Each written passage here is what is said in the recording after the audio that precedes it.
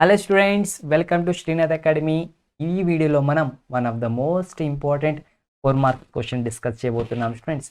అది వచ్చేసి define vector product, explain the properties of A vector product with 2 examples అనమాట. So ఇక్కడ మనం చూస్తే కనుక ఇది సిస్టమ్ ఆఫ్ పార్టికల్స్ చాప్టర్కి సంబంధించిన one of the most important question. ఓకేనా?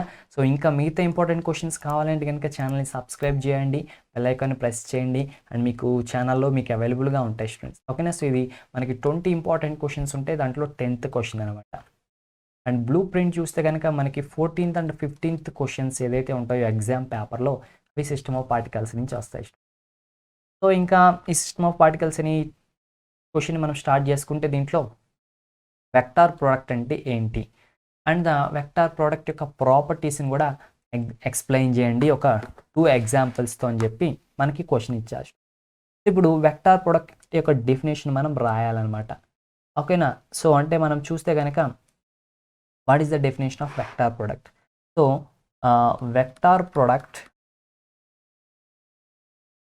Of any two vectors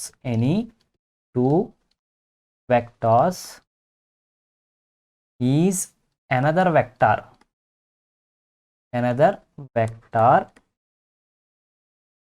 lying or which is perpendicular to the plane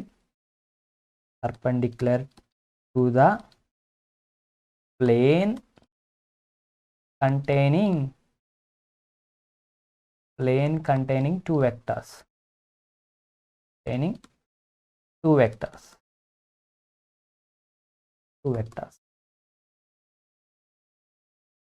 Students, so మనం vector product definition మీ మెటీరియల్స్ ఆర్ మీ దగ్గర ఉన్న నోట్స్ అలా రాసిన ప్రాబ్లమ్ స్టూడెంట్స్ జస్ట్ అండర్స్టాండింగ్ కోసం నేను ఇచ్చాను ఇక్కడ.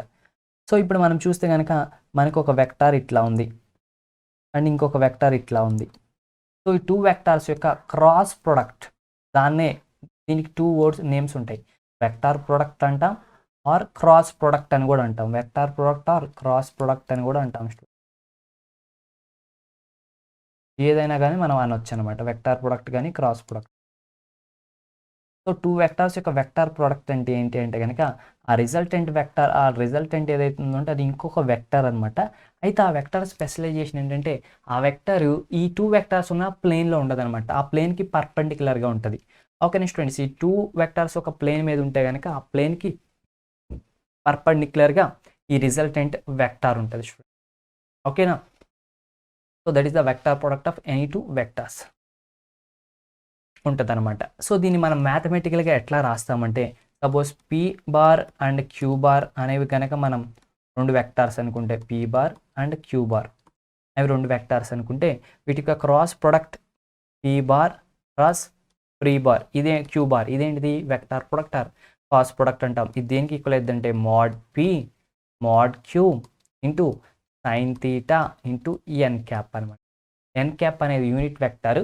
సో అది ఏ డైరెక్షన్లో ఉంటుంది అంటే కనుక ఈ ప్లేన్కి పర్పెండిక్యులర్గా ఉంటుంది. ఓకేనా? ఇది వెక్టార్ ప్రోడక్ట్ అనమాట. ఓకే స్టూడెంట్స్, అండ్ మనం ఇంకా చూస్తే కనుక ఈ వెక్టార్ ప్రోడక్ట్స్ ఈ వెక్టార్ ప్రోడక్ట్కి కొన్ని మనకి ప్రాపర్టీస్ ఉంటాయి స్టూడెంట్స్. ఓకేనా? ఆ ప్రాపర్టీస్ చూద్దామా?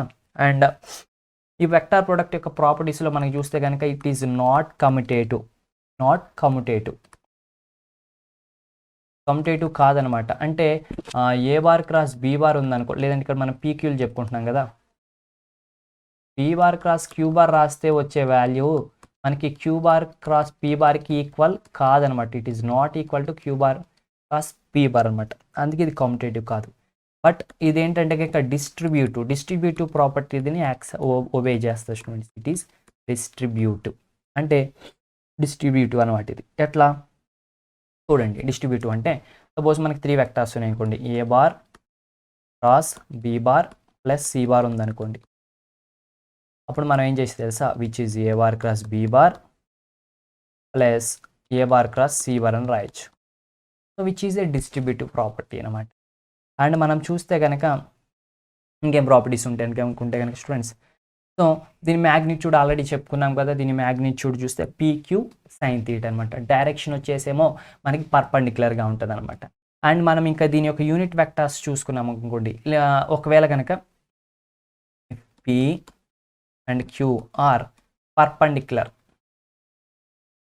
రెండు పర్పెండిక్యులర్ అయ్యింది అనుకోండి, 2 వెక్టార్స్గా వస్తా, అప్పుడు ఏమవుతుంది, θ ఈక్వల్ టు 90 degrees అవుతుంది.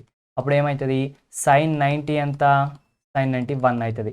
సో అప్పుడు P bar cross Q bar value ఎంత అవుతుంది స్టూడెంట్స్, సింప్లీ పీ క్యూ అవుతుంది అనమాట, mod P into mod Q అవుతుంది అంతే.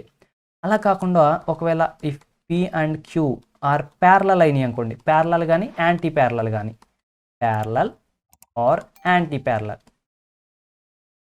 ప్యారలల్ అయినా కానీ, ఇలాంటి సిచ్యువేషన్లో ఏమైందో తెలుసా, అప్పుడు సైన్ థీటా 0 అయిపోతుంది. సో మనకి P bar cross Q bar ఏమవుతుంది అంటే 0 అయిపోతుంది. దట్స్ ఇట్ అనమాట. So these are the important points regarding the vector product. ఓకేనా. So that's it. మీకు నెక్స్ట్ ఇంపార్టెంట్ 4 మార్క్స్ క్వశ్చన్ కావాలంటే డిస్క్రిప్షన్లో లింక్ ఉంటుంది, చూడండి students. And don't forget to subscribe the channel. Please like the video, share the video, comment below if you have any doubts.